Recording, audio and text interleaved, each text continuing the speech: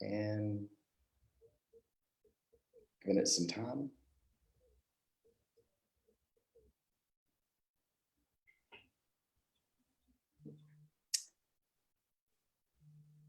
And I think we are live now with our first Capstone Educational Consultants live feed. Pretty excited about that, and super glad to have with us today Matthew McClain, the Executive Director for the Colorado School Counselor Association and high school counselor himself in the great state of Colorado, in the Rocky Mountain District, which is pretty exciting.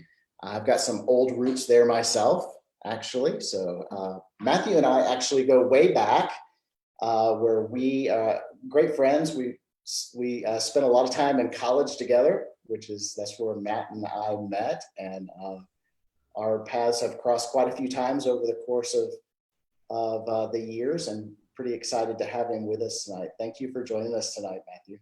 You are welcome. You're welcome. So like Mark said, I'm a school counselor. I spent 10 years in an intermediate school, which is 5th and 6th grade as a counselor. And then this is my 5th year at a high school. And so I've been involved with the Colorado School Counselor Association since 2008. And so just within the last couple of years, applied for and am in the role of executive director. Excellent.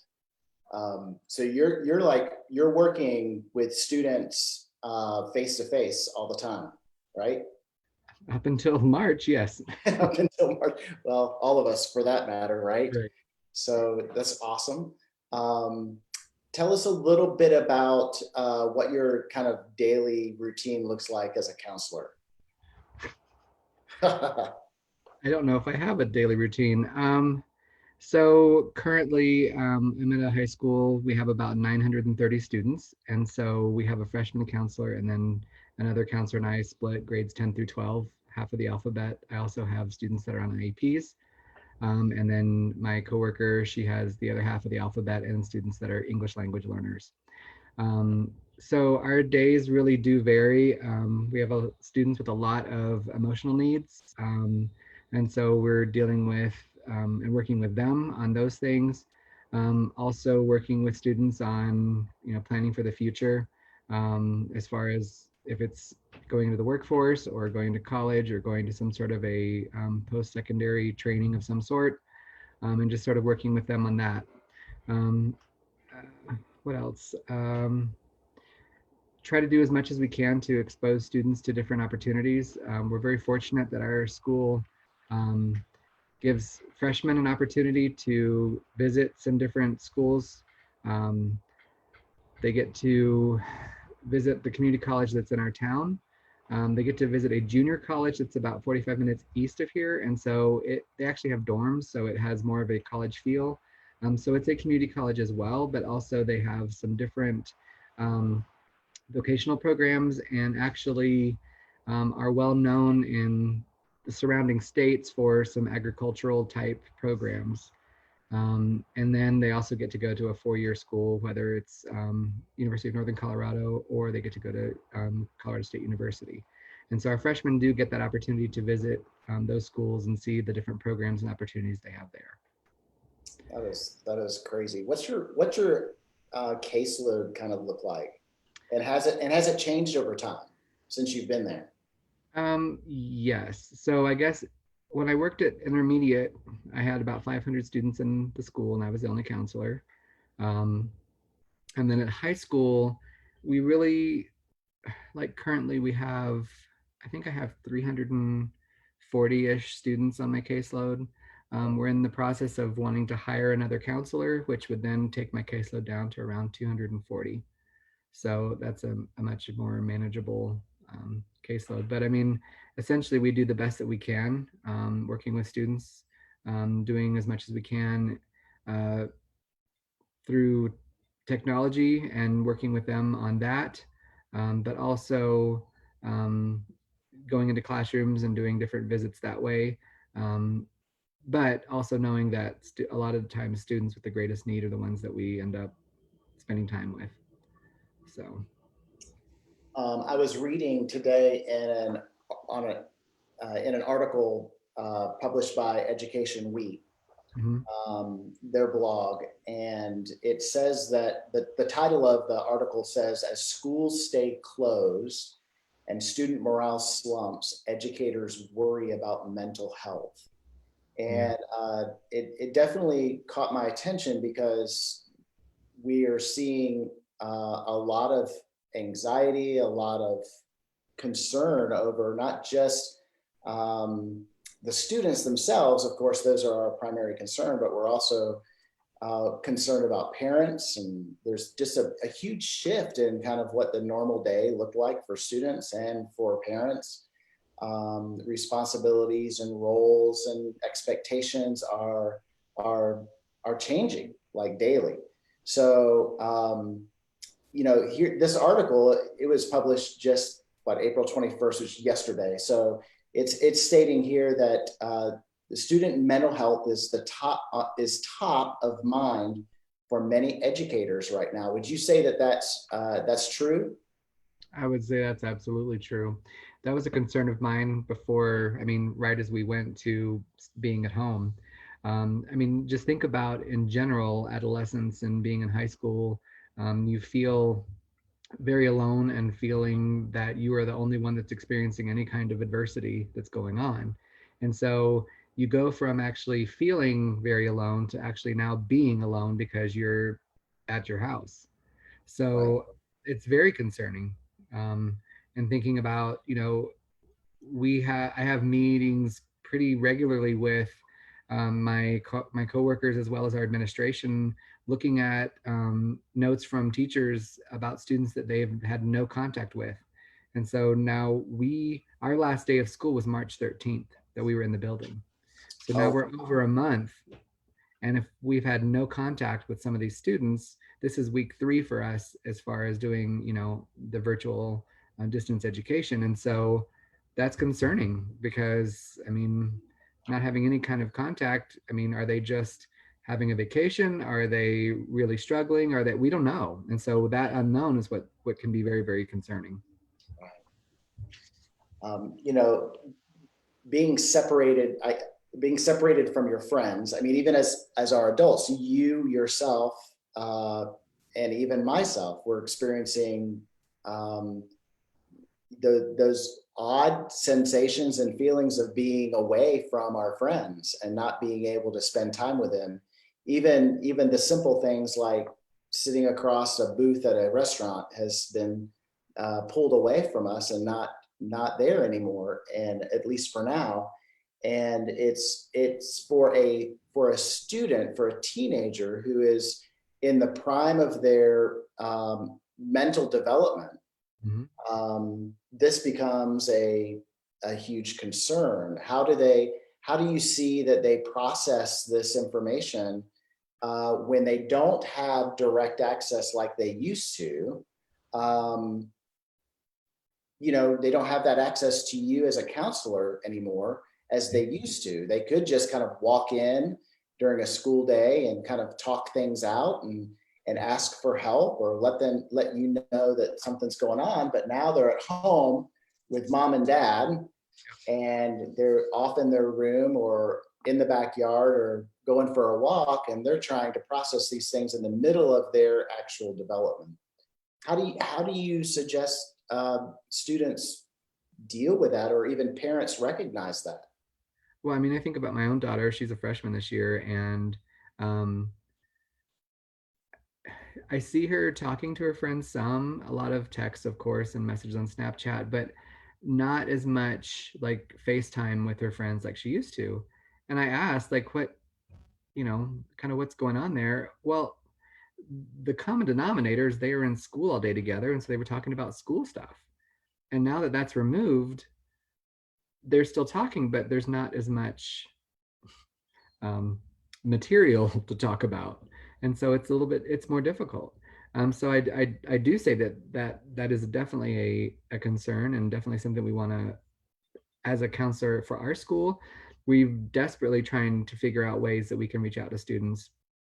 um, we have created a resource page on our website for our counseling, in our on our counseling page, um, we have created an online Google form that students or parents could fill out in order to reach us. We've created some like text numbers so that students can text if that's easier to get a hold of us. We have the technology in our district, which is really great, that if they call my office phone, it will ring on my computer or on my cell phone. It's an application that goes with that, so they have access to us. So, I mean, we're desperately trying to make sure that we're letting students know that we're here and available. Um, we also are relying on teachers because they're the eyes and ears as they're talking with students, either in class or in advisory time. You know, we get regular emails from the teachers saying we're concerned about the student because of, you know, they're struggling because they're all alone, they have no siblings, they're struggling, I mean, a variety of different things. And so we immediately jump on that and reach out to the student. And I would say for the most part, students are pretty responsive in emailing us back. And a couple times, have had phone calls or a Google Hangout or Google Meet like this, you know, a video chat with a student just to make sure that they're doing okay. So, you know, it is a concern for us, and we're doing the best that we can to try to communicate and reach out so that they know that we're here to support them. Yeah, you know, I was reading also in an article published by the NPR called "Closed Schools Are Creating More Trauma for Students," Mm, on the note of the importance of counselors. Students clearly need them, right? They need to have that resource. They actually say something here that I thought was very, very telling. They said between closed schools, social isolation, food scarcity, and parental unemployment, the coronavirus pandemic has so destabilized kids' support systems that the result, counselors say, is genuinely traumatic. yeah, And that is somewhat troubling, right? yeah, And I know that parents are like, um, they have been, while we love to think that parents are on the front line, and we love to be on the front lines because they're our children, right? Unfortunately, when they go off to school, the front line changes a little bit. And so you guys are typically those that are on the front lines, and kudos for the work that you do there, right? This article goes on to say that the job of the school counselor has evolved over the years from academic guide to something deeper. The adult in a school tasked with fostering students' social and emotional growth, a mental health first responder, and a confidant for kids, especially teens, who often need a closed door and a sympathetic ear. But the closure of nearly all US schools has forced counselors like yourself to reimagine how they can do their jobs. And the stakes have never been higher, right? I agree with that. I see that you guys are the first responders in our schools, and I love that, right? But unfortunately, you're no longer on the front lines. You're kind of you're on the front lines, but you're kind of like once and twice removed, right? yeah. Um, you think about students and they have the structure and the predictability of a school day. So they have, you know, they know what their every hour of the day is filled with different things, and they have their friends and they have the teachers and they have the counselors and they have, you know, other people, administrators, all those different people that are their support system. And then that gets taken away physically. I mean, we're still there for them, but then you think about their friends, and then you have your support system of your friend group, and that's now taken away because you're not able to be with them. So I mean, I 100% agree with the fact that this is a huge change for the students and how difficult it is for them. Um, and you're right in the fact that our role has changed. I mean, you think about when some of us that are older were in school, we had a guidance counselor, and so that person was a teacher who got some additional training on how to promote and get students to go to college. And so that's changed through the years to the degree that I have as a master's in counseling. And so that really focuses on multiple areas, the social emotional piece. So those in the same classes and courses are those that are doing private practice counseling. But then we also focus on the academic, and then we also focus on the career. So we have those three areas that we have training in and that we focus on when we're providing services to students. And so that social emotional piece sometimes is the majority of our job. And so we're not there to provide therapy for students, but we're there to provide therapeutic techniques to help students be able to cope and manage and be able to be at school. It's very good. I'm going to take a pause here and just for those of you who have joined us recently and you have no idea who this guy is that's speaking other than myself, this is my dear friend from my college years, Matthew McClain, who is the executive director for the Colorado School Counselor Association and also a high school counselor out there in Colorado. He's agreed to come on today to share a little bit of his 20 years that you've been 15. Okay, we'll say 15. 15 years of college counseling, of school counseling, and comes with quite the background of involvement. He's working with many counselors out there, and we're very fortunate to have him today, I think. And if you'll stay tuned with us till the very end, we're going to give a few tools to parents and some suggestions on how we can, or how you can actually just kind of navigate through the weeds of what might be or could be going on at home when it comes to recognizing mental health, both for yourself as a parent, right, and as your student, right? We're going to talk a little bit about that. Back to the subject matter. We've talked a little bit about trauma that's it's caused. There's definitely a concern that's being mentioned and recognized by educators across the country. Some of them are being taken way off guard because this happened so fast. Yeah. And there was very little time to actually prepare for this. So there are school systems across the country that are they're not doing this online Zoom kind of model, digital model of education very well because they're still, they're still on chalkboards, and their education has come to a screeching halt, in all due respect. Others have been able to tackle it rather quickly because they've had some kind of online presence. But there's just been a huge learning curve for many teachers, especially. They may be able to use a smart board, but they probably never thought in a million years they'd be using Zoom to do their class.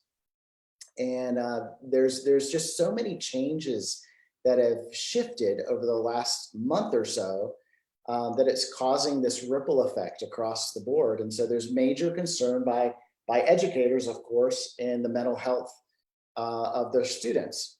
I kind of approached you earlier and asked you to join us today because I'm kind of concerned also for the mental health of our parents, right? Because, oh my gosh, all of a sudden, we see all the memes on Facebook and we see all the things that, prayer is back in school and so is spanking because, they've hired a new assistant principal and it's mom, right? And so we get the humor in that, but there's also a sense of reality in those jokes where, there's a whole new way of doing things. The breakfast table looks different. The lunch table looks different. Dinner sounds different. The school day is clearly different. So, we've talked a little bit about the trauma that has taken place along the way, but, there's a huge loss that's happened as well. Parents have lost somewhat of their freedom, right, if you will, because now junior's back, maybe junior times 1, times 2, times 3, depending on how many are at home. And they're having to kind of saddle up with expectations of kind of carrying the weight of progress academically on the shoulders of their children's education. unlike they had prepared for. But there's a loss there. There's also a loss with the students because they can't see their friends every day at school. They can't see what used to be something they looked forward to every day, getting up and going and believe it or not, going to school. It's funny that, if we took a survey today of all of the students and asked them, do you want to go to school today? I think the vast majority of them would say yes. Mhm. Whereas like 2 months ago or 3 months ago, if you'd asked them, they would be like, can I stay home? So their perspective has definitely changed. But with any loss, as we all know, there's grief. Yeah. So how do they process this grief? Because they have lost something. They don't have it anymore. And when you have a sudden exit from your world of something that you value very much, how do you process that grief? It's kind of like a death, I suppose, but it's not a loved one type grief, I guess. But how would you process that? You think about seniors in particular, there's so much that they've lost. They've lost prom or some sort of a formal part of the year. If they're an athlete, they've lost this entire season. And if they're a senior, this was going to be their last season. Right. They're losing some form of graduation. I know that the huge schools in the metro area in Denver, like they just are not having graduation. Like there's no in-person graduation. There's no way to reschedule it. It's just done. So I'm sure they're figuring out some sort of virtual ways to do something. But I mean, that's sort of a rite of passage that we all experience by finishing high school and that type of thing. So I mean, there's so many things that are happening. Do I think that everything is negative? No, I think that there's definitely some positives of having some family time and being able to spend time together. I've heard from some of my friends that have their college kids home, and so it's kind of bittersweet that they're all stuck there, but at the same time they're getting to spend time with their kids. And I think that there's loss from the parents' perspective as well, because let's just say that that my job, I work virtually, so I have a home office. So that's not a big change right now. Yeah. But then all of a sudden throw into the fact that I have kids home that might need help. My wife and I are super fortunate. She's worked at home this week. And obviously I am too, but we're fortunate that our kids are older and that they're pretty independent. And so we worked with them. The older, my freshman daughter, they have a schedule. And so she does part of her day, like half her day on Monday, Wednesday, and the other half of her day, Tuesday, Thursday. And then Friday's like a catch-up day. They don't have scheduled classes. And so we kind of have tried to model our younger kids to have that same kind of format where they do most of their work Monday through Thursday and then have a catch-up day on Friday. Well, we asked the younger ones, so when do you want to start school? And they're like 10:25. We're like, okay. So why not? I mean, there's no structure around that. So their alarm's set for 9:45. They know that they get up in the morning at 9:45 and they have to make their bed, they have to get dressed, and they have to have breakfast before they start school. And so, for the most part, granted they're almost 11, but I mean, for the most part, they're doing what they're supposed to. They wrote their schedule out. They take breaks, like they built those into the day. And during the breaks, they'll like play or watch videos or whatever it is. And they come back and then they get the other part of their work done. So I'm fortunate that I don't have to manage every last minute of my kids' education. Right. Because I know that there's people that have younger kids that need that attention, and you can't just like forego it. Like you think about developmentally, a kindergarten or first grader, there's so many things that they're learning at that time. And it's a huge amount of pressure on the parents to do that. And then so they are experiencing some sort of a loss in the fact that my day that I used to have is gone because I'm doing some work, but I'm also busy working on them. And plus the kids are eating like there's no tomorrow. I mean, it's unreal how much they're eating. It's like they've never seen food before, my kids especially. So yeah. So, I mean, I think it's experience. So to go back to your original question, I mean, I think that everyone's experiencing that, but I think that part of it is one, not to pretend that nothing's wrong. Another way to not try to just jump ahead because if you don't deal with it and kind of sit in it, it's going to come back to you. And so dealing that compounded with some of the trauma, you think about like, we're 2 years away from this, and all of a sudden someone gets sick and then they have to stay home or they have to go home from college or something. Like that could trigger some pretty significant issues from what they're experiencing right now. And so I think being able to just kind of sit in it and know that this really sucks, and that's okay because it does suck. And not to say, oh, and not to just automatically push to, well, it'll be over soon and we need, look, the sun will come out tomorrow. That's a good positive attitude to have, but at the same time you can't just discount what's happening right now. Right. That's the biggest thing. And so just recognizing that, being mindful of what's going on, and and it's okay for parents to not have the answers. Like, it sucks, I know. And the thing is, we'll get through it together, but it does suck. Like, I mean, I don't know what else to say. And parents don't have to have all the answers for that, but just to be cognizant and mindful of the fact that their kid's really struggling and recognizing it and being there for them. Yeah, being cooped up has led to an increase in anxiety. Anxiety is a funny little critter when it creeps into your world. And if you don't know how to process through that anxiety, it can really kind of break you down, right? Absolutely. Yeah. And to the point where you can't really function at your best. There's a quote in an article I read today as well by CNN, a CNN reporter, that said why teens may never be the same after this pandemic. Addressing some of those concerns with regards to anxiety. The quote that was mentioned in here by a teenager of 16 years old, right? So she says, I have no one to really express myself to besides myself, which tends to lead into a pool of overthinking, which segues into anxiety or panic attacks, she said, which isn't ideal, but it's reality. Interesting, 16-year-old says that. But what was really important is that, for me at least, what resonated is like, it leads into this pool of overthinking. And you and I have had some conversations about overthinking lately.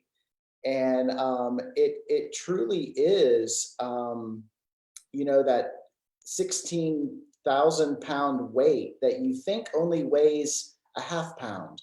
And when you grab it and try to catch it, it like sends you over the cliff. So what's your thoughts here on dealing with anxiety as students are trying to like do their schoolwork, move into the next area of their life, and wonder about tomorrow or next month or next semester? And how do they process that with regards to anxiety? Well, I think that some of it, they can just start spinning out of control, because then you think about, okay, so I, all of the testing, ACT, SAT, have been canceled. So what is that going to do? Because I wanted to take it again, because in the fall I took it and I didn't do great. And then all of a sudden this starts, it just starts building, and it's like, well, okay, so we'll figure it out. But again, acknowledging it, but then also the fact of, okay, and so then I'm not a great online learner. And so, is this what college is going to be like? And then that could also then feed into, oh my gosh, am I going to not be okay because I can't do this? Well, this is all brand new. And so the thing is, in college, they really orient you to this. Whereas this has been more of a, jump onto Google Classroom or jump onto whatever it is, and then we're going to figure it out together. I'm really fortunate that I work with some really great administrators, and they've really talked quite a bit about really giving the kids grace and understanding, and just know that, for this period of time, like, you're focusing on a few things for the kids to learn. You're not trying to get through all of the content that you were going to cover this entire semester in person, because that's completely unreasonable. Right. And so, I mean, I think about, but then you have the parents that are on the other side of it as well, thinking, oh my gosh, you know, and I don't know how to help them. And if I don't know how to help them, then what are they going to do? And is their grades going to be okay? So, I mean, like everyone's anxiety is going to be. So I think part of it is being mindful of that and really figuring out some ways for yourself or for your family that you can kind of de-escalate some of those things. And whether that means being real intentional on positive self-talk with each other and with yourself, to really think about some of the like some actual relaxation exercises, whether it's like with muscles or whatever, or with, you know, music or whatever it is, and along with that doing some sort of like breathing exercises, because as we know that a lot of times that when we start getting amped up, our breathing becomes faster, our heart's racing, and our shoulders start to raise, and really being mindful of, okay, I need to relax my shoulders, think about my breathing, which then affects my heart rate, which then will affect those other things. And really thinking about some grounding exercises. I was talking to a friend just recently, and she was really having a tough day. And she went and walked in the yard barefoot. And by walking in the yard barefoot, you have that tactile, the grass is on your feet, and then you're actually touching the earth and that kind of thing. And not to sound, you know, all hippie or whatever, but really is about the grounding piece of recognizing and having both feet on the ground and really recognizing the breeze blowing and the sun shining on you and that kind of thing. That can be very powerful to help you be able to kind of dial it down a bit. Yeah. Yeah. I mean, even with my own patterns, I found that I was not getting out and moving around as much, because I'm doing things different, and I'm doing things more behind the desk and in front of Zoom, and uh, I needed to do some more walking. So I've picked up my pace with some of that walking. That's so very important. There's Yeah. a friend of ours. We have a common friend that I'll not share his name here, but who shared on Facebook recently, and I was kind of moved and by his comments, and he shared a little bit about his son having a hard time sleeping, as a result of all of this going on. And that's a very common thing with all of what's going on.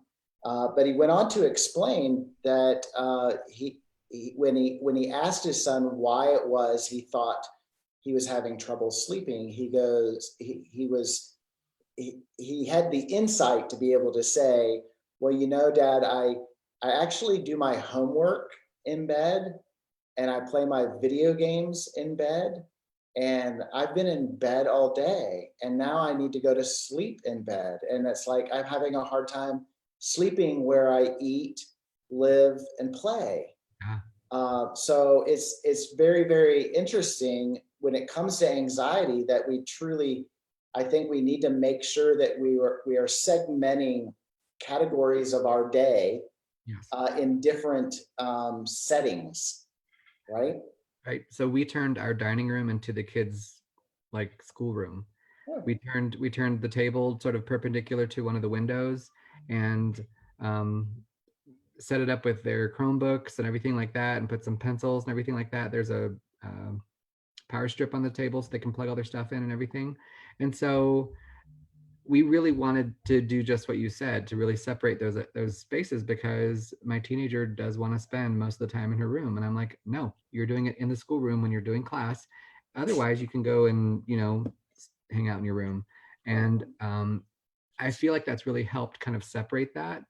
I will say for sure, I did some check-ins with some of the teachers to make sure they were doing okay, and several of them said, oh man, my sleep schedule is so screwed up. And well, yeah, me too. I mean, I'm up way later, but at the same time, I don't have to get up as early because I don't have to help get kids ready for school. I don't have to get ready for myself. I mean, I take a shower, but like I put on a t-shirt and then I come downstairs to the office, and I don't have to drive to school. I don't have to do any of those other pieces. So I don't have to get up as early. And so I think my pattern just kind of shifted, and so I'm up later, which isn't great, but it's reality, and so you kind of have to go along with it. So Yeah. Well, as we kind of work our way towards a closing, I promised our viewers that we would share a few points along the way, and at the end here, for tools that they might be able to use both for themselves and for their own students, maybe at home, on good ways to be able to kind of cope with the trauma. We've talked about three specific things here: how to cope with the trauma, the grief, and the anxiety. That may actually apply not just for their students, but as we've mentioned it, all three of those may actually apply to the parents. Sure. So this is kind of a both and for both students and parents. The nice thing is the reality of it is that teenagers, especially as we focus on this particular group, the reality is that teenagers could actually emerge from this whole circumstance more resilient than they knew they could ever be. And that's, I think, some of the hope in this, the promise in this, what they say, the light at the end of the tunnel, if you will, or maybe the bright lining of the cloud that we see. I think they're going to be stronger. I think they're going to be greater. I mean, we're talking about, we're talking about a group of kids that weren't born during 9/11. And so they really haven't experienced a traumatic moment, if you will, Right. as a whole for a very long time. This is the kind of their first, but I think they're going to be able to come out of this even far more resilient than they ever knew they could be. Your thoughts Well, on that? naturally, kids are resilient.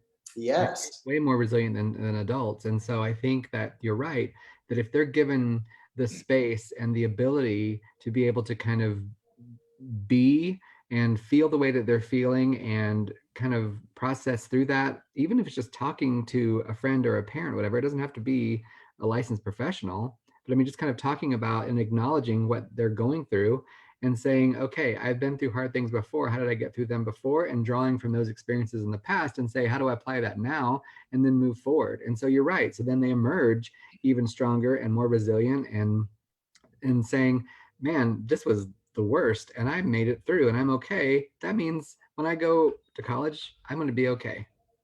Right. Right. And yeah, I think you're absolutely right in that. They're gonna be okay in this, right? And Oh, so yeah. they're gonna come out on the backside okay. I want to kind of touch on four very specific tools I think that parents could either apply to themselves or apply to their students that they have at home. And we don't have to go through them very fast. In fact, I'd love to talk about them one at a time, and maybe you have some things to kind of add in the midst of all of them. The first one I'd like to talk about is how important it is to allow teenagers to lean into however they're feeling during this time. Mhm. What's your thoughts on that?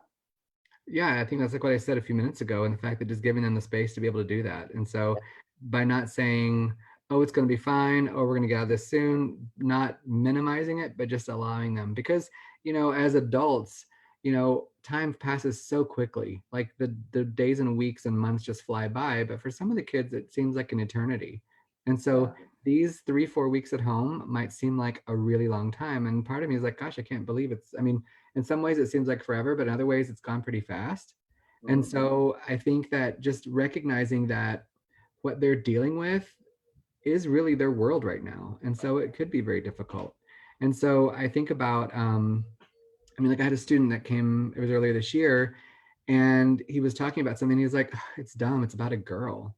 Okay, well, I think he was conditioned to feel like, oh, this relationship, it's not a big deal. Well, it's a big deal because that's where they're at. That's where they're living right now.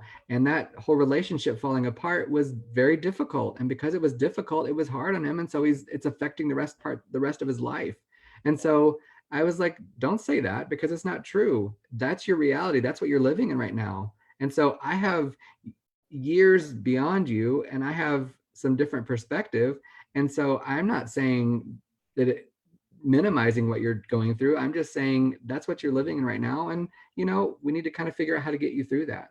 And the same thing applies here. And the fact that they're struggling through this, Well, they miss their friends, they miss all this stuff. And so they're experiencing all those things that we've talked about, some anxiety about what's happening or loss about what's happening and what has happened and what will happen. And so, just recognizing all that and just kind of being able to work through that. And so whether they talk to their parents or they do some, I know that quite a few teachers are doing some journaling as part of some school activities. Well, that's a great way to be able to express what's going on with you, because it's one thing for it to run around in your head, and it's another thing for it to be able to come from your head kinesthetically and you be able to write out what you're dealing with. Right. The second tool I think I'd like to share is how important it is for their emotional development that they have their own downtime. Mm-hmm. Yeah. And I think that applies to everyone, not just kids, but adults as well, because I've said this over and over again, by being completely informed, that can be completely overwhelming. And so with adults, that would be, you don't need to watch 24/7 news, because that's going to just amp up all the things that you're feeling. So setting some limits around that, but maybe setting some limits with kids around like social media um, or their screen time. Because if they're doing virtual school on a screen all day long and now then they move it to a cell phone, and then so like they have all this screen time, maybe they need a break, because that's not good for your brain and your eyes and everything like that. So taking some screen breaks as a family might be good. And Yeah. even if it's just like watching a movie or something, I know it's a different screen, but like it's that time together could be very, very helpful. Yeah. Third tool I want to provide is how important it is for them to stay on a schedule. Mm-hmm. We've talked a lot about how, you don't have to get up as early and you're staying up later, and, that we don't have to fix them breakfast because they can do it on their own. Yeah. But is there a time and a place for things? Is there scheduled times for certain activities? And the suggestion here is that there should be. Yeah. And so I would agree. So like I told you, the expectation for my kids is that when they get up, they make up their bed, they have breakfast, they get dressed before they start school. And so we don't have times around that. That's just the expectation before they start school. And so they came up with, well, the younger ones, the older one kind of had the high school schedule, but they came up with what their schedule looked like. So you're going to spend 30 minutes doing social studies, and then you have a break, and then you spend 30 minutes doing this other piece. And so we gave them some autonomy in that. And so then they finished the social studies assignment. So then my son came to me last week and he's like, okay, so we don't have social studies because I got it done. So can I watch videos? I'm like, no, maybe you can read. He's like, could I play Legos? I'm like, well, what about you read for 15 minutes and you play Legos for 15 minutes? He's like, okay. So, I mean, again, there's some structure around it, but I feel like if you are so regimented, that's going to be difficult for everyone involved. So having some parameters, but then also have some leeway and some grace along with that, because, you know, for some of us, when we go on vacation, it's just a free for all. Oh, I took the week off. I'm going to go on a road trip. Where are you going? I don't know. For some of us, that would be anxiety producing. Like having a schedule is really, really helpful for some of us. Yes, we will have free time between this time and this time. And so I think that we're all different, but I think that having some sort of semblance around that really is helpful, because when we have predictability, that creates safety for all of us.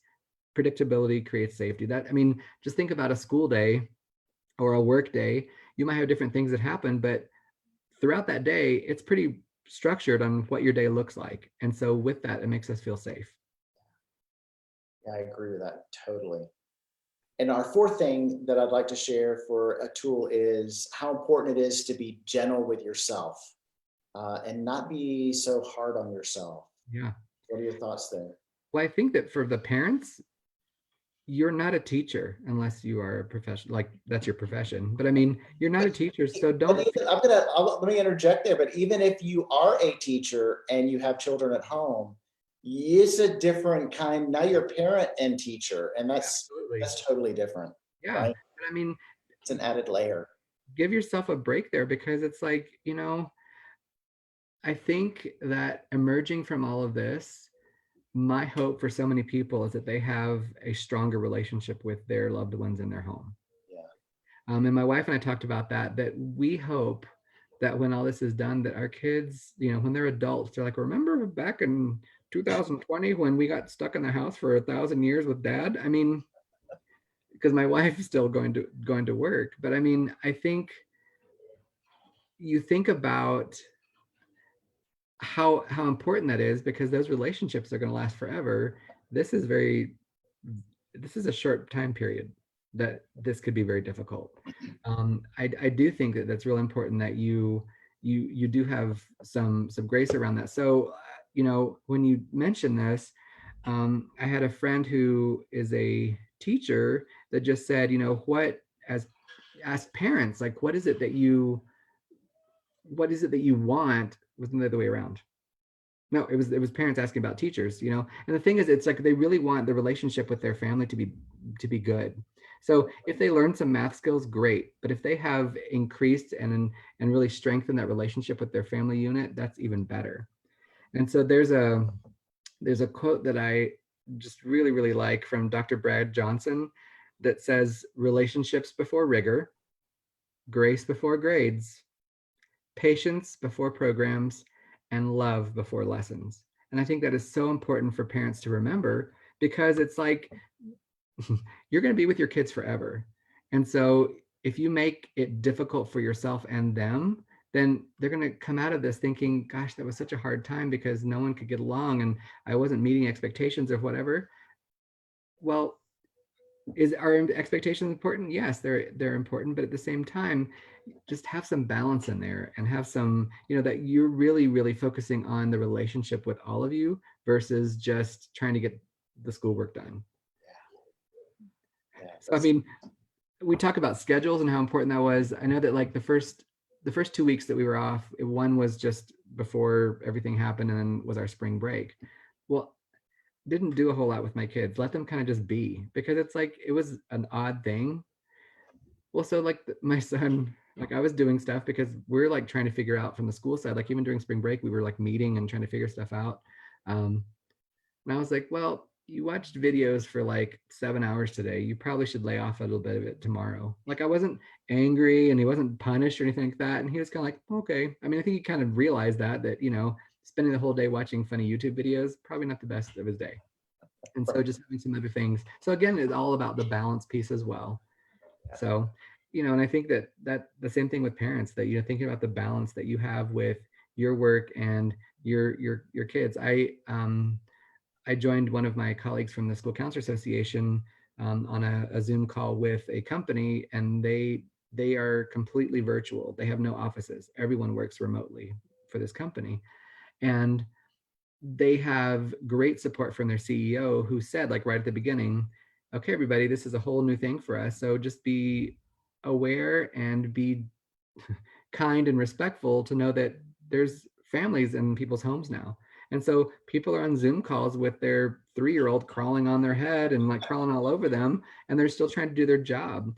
And, and I also realized that I'm mindful of the fact that I could easily get so caught up in my work that I'm doing stuff and sending emails and meeting and doing all this stuff, that I need to take breaks as well for my own well-being, but also to just check on the kids and see how they're doing. Do you need anything? Do you have any questions? I don't know how to do this. Okay, well, let me look. I don't know how to do it either. Email your teacher and then ask them, and then that kind of thing. So I think that, really just taking a step back and thinking, what is it when we get done with all of this? What do we want to see happen?